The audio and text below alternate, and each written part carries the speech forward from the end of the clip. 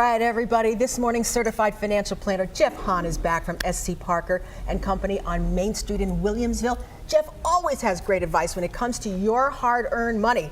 So I understand maybe taxes we're going to talk about this morning. Well, it's that season. It's that time of year. Yeah, everybody's getting their taxes in order, prepared. right? And, so when you have investment accounts that have earned anything, you'll get a 1099, Form 1099. Because of the reporting on things and the complexity of some investments, the IRS has granted the investment firms an extension. So you probably haven't gotten all of your 1099s, or you may not have.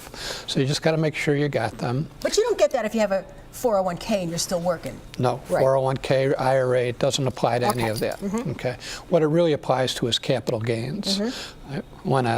Let's just talk about that. Capital gains. Yeah, right. I love explaining this. We spend our life doing this. If you buy a stock for $10 and sell it for $12, you've had a capital gain. Okay. And that's a taxable event. Okay, and there's a separate schedule for capital gains. But if you have a mutual fund and the fund buys something and sells something, which they do typically, that will also generate a capital gain, and that has to be reported, right? So long and short of it is, if you're having any trouble with this, just give us a call. Of course, that's what you're here for. We'll straighten it out. Right. Yeah, we're dealing with it all the time. You know, we're not all tax experts, but you know what? Jeff is, and he's got a whole wonderful group of people who are financial experts.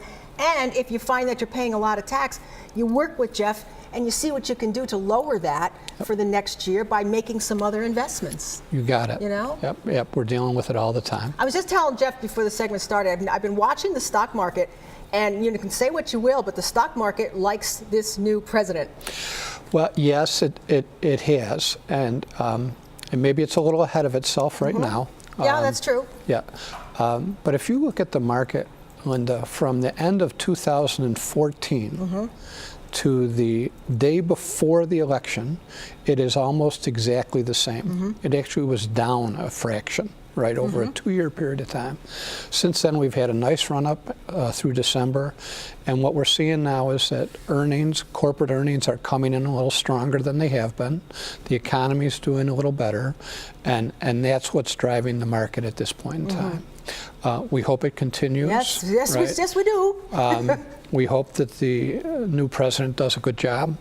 I think they'll get some tax reform, especially on the corporate side, which will again help earnings, help profits, and that'll help the market overall. Because Jeff, this generation of savers, we've seen some pitfalls here. I mean, in the 80s, a lot of us lost a third of our savings, and we're due. I mean, we've been diligent savers, but it's nice to see what you're saving finally start to earn some interest and finally start to get a little higher instead of just constantly about the same or losing.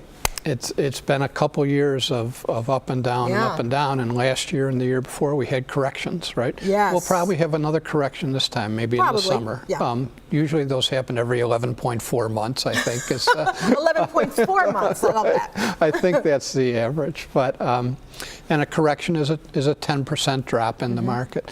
So you have to expect those. If you're going to be in the market, you have to know that they're coming and be willing to ride them through. Right.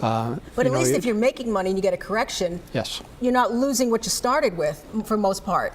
Yep. And that's what I like seeing about the stock market going up. It's that, okay, if there's going to be a correction, it'll correct for my new money instead of, the principal. So. Yeah. We hope that continues. And the other important thing, and maybe the most important thing, is with your 401k, that's a system, right? You're buying whether it's up or down. Right. And that is one of the most powerful, maybe the most powerful investment tool for any of us. There was a lengthy study done out of the University of Chicago a number of years ago where they examined families that had accumulated substantial wealth. And it wasn't luck or a business or the lottery or anything. It was good saving and spending habits. And if you can get those systems in, and we help people with that all the time, you know, especially the young folks who are coming out of college. They don't have systems set up. They're in their first job. Maybe they got some college debt and that kind of thing. Working with them to bring that up and build up a portfolio is a lot of what we do. Yeah. I was going to say, you know, look at people who are at the end of their work life. They're thinking of retirement now. Maybe it's coming in 1-2 years. They want to. When do they come to you to start thinking about, all right, what are we going to do with that chunk of money, and what do we do once you retire? Yes. First of all, there is never a fee to meet with one of our advisors. Okay. And people come to us in all circumstances and at all ages. We're working with folks all along that spectrum. Very often they're 4 or 5 years out from retirement. They have assets that have kind of gotten scattered around. Maybe they've had a series of jobs and there's 401ks at different places.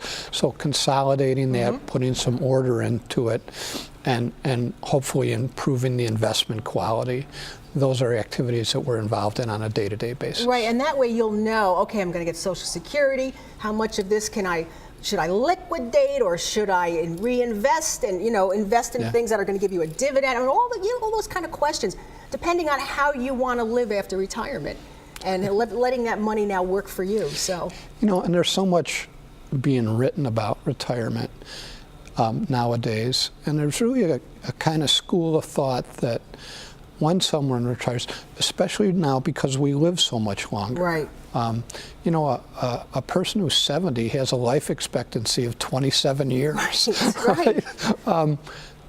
So for a segment of the population, retiring isn't necessarily the best thing, right? Maybe it's doing something different. When can we start to retire? What's the age now?